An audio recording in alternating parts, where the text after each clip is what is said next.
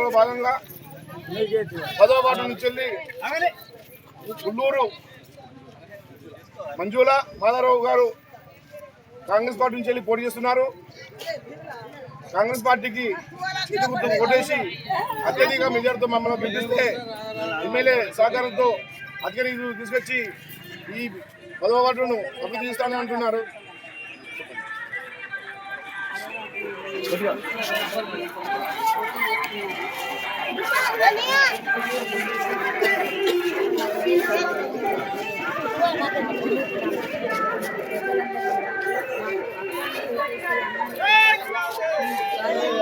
మంచి మెజార్టీ ముందుకు వస్తామని అంటున్నారు. 11వ తారీఖున చేతి గుర్తు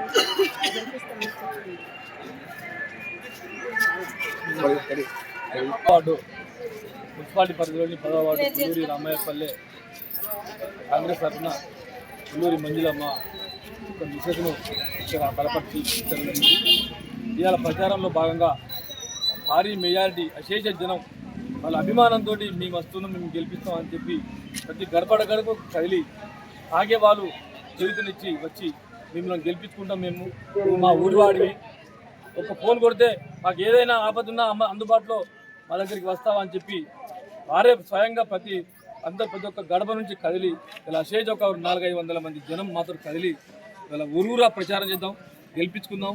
మనం ఏదున్నా ఎమ్మెల్యే సహకారంతో నిధులు తీసుకొచ్చి అధిక నిధులు తీసుకొచ్చి డెవలప్ చేసే కొరకు ప్రజలు నా వెంట ఉన్నారు. మేము చాలా ఆశాజనకంగా మేము ముందుకు సాగుతున్నాం. ప్రతి ఒక్కరు అక్క చెల్లి అన్న తమ్ముడు అందరూ కూడా ఇక్కడ నాకు అందరు సుపరిచితే. నేను లోకల్ ఇక్కడ పుల్లూరాంపల్లి పుట్టి పుల్లూరాంపల్లి పెరిగిన వ్యక్తిని.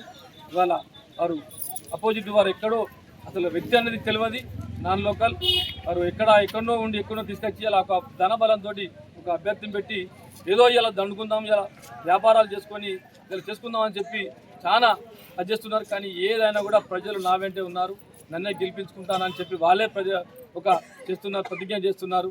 కావున మేము ఈ విధంగా ముందుకు పోయి మేము రేపు 11వ తారీఖు జరిగే ఎలక్షన్లో భారీ మేరతో మేము గెలబోతున్నాము.